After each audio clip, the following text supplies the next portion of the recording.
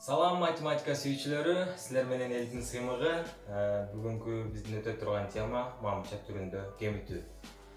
Мамча түрүндө кемитүү кошуга караганда кичине оорураак, бирок түшүнүп кетсе болот. Мисалы, оңоюнан баштайын. 158ден кемитебиз, 158ден кемитебиз. 43'tü deyle. 158'den 43'tü kemitelim. 158'de özün жазып алабыз. Астына мамча түрүндө 43'tü 10'дуктон астына 10'дукту, жүздүктүн астына жүздүктү, бирдиктин астына бирдикти жазып алабыз. Эми кошуудагыдай мен мурунку сабакта кошуунун мамча түрүн көрсөтүп бергем. Аны мен ссылкага калтырып коем. 8'ден 3'tü алсак, мурункусунда кошуп атканбыз, 8'ге 3'tü кошконбуз, бирок бул кошуу эмес. Мында 8'ден тескерисинче кайра 3'tü алабыз. 8'ден 3'tü алсак 5, астына жазабыз. Астына. 5'тен 4'tü алсак 1. Анан 1'ден эч нерсе жок, 1'ден эчтекен албайбыз. Өзү эле калат 1. 115. 115. 158'den 43'tü alsak 115 çıkar. 115. Emi 115. 115'ten 78'ti kemitip ko'raylikçi. 78'ti kemitip ko'raylik. Eng maanilүү jeri mына ошол. 115 деп жазайын. Kemitебиz. Мен азыр бул жакты мамча түрүндө иштеп атам. 115'ten кемитебиз 78'ti. Ар биринин өзүнүн астына жазып жатам. Эми жанагындай эле үстүнөн астын кемители дейбиз, бирок эч качан мындай болбой атат да. Себеби 5'тен 8'di кемители деп атсак, кемибейм деп атат. 5 кичине болуп жатат 8'ден. Анда биз бул жакта турган ондуктан 5ке ондук сурайбыз. Ал кандайча азыр түшүндүрүп берем. Ушул турган 1ден бул жакка ондукту сурасак, могул 5ке. Бул жак 15 болуп калат. 15 болуп калат. Демек, ушул 15'тен ушул 8'di алабыз. 8'di алсак 7 чыгат. 7. Демек, 7'ni бул жакка жазабыз.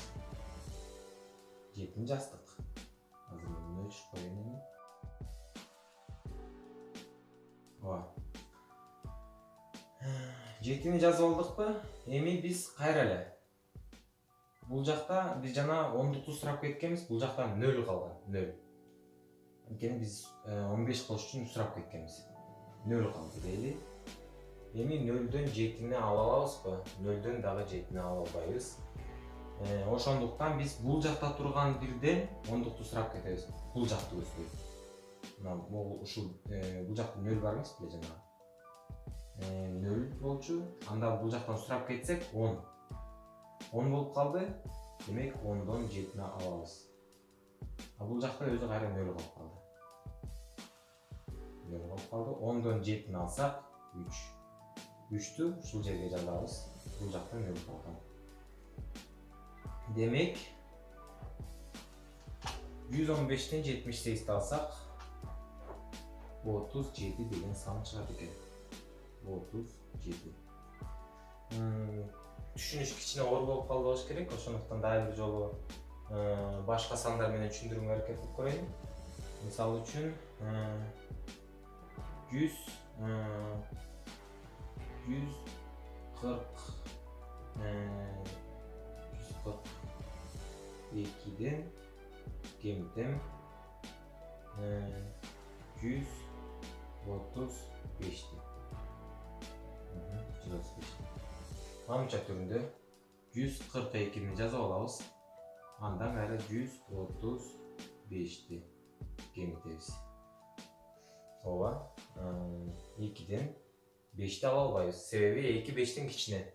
Ошондуктан биз бул жактагы 4төн 10дук сурап алсак, бул жак 12 болуп калат дагы, а бул жакта өзү 3 калып калат. 3 калып калат кичинекей. Эстеп турасың, жөн 3 калып калат. 12 болуп калды бияк. 12ден 5 алабыз. Астына 5ти. 12ден 5ти алсак, 7 калат. Ооба, 7. 7-ни жазабыз бул жака. Бул жактан бирди сурап алганбыз, жаңы эле 1 ондукту. Анда бул жакта 3 калды. 3төн 3тү алсак 0. 1ден 1ди алсак 0. 0. Демек 7 деген эле сан чыкты бизде. 7. 7. 142ден 135 алсак 7 деген сан чыгат. Мына тема ушундай жеңил эле, бирок кошууга караганда кичине оорчулук кылат.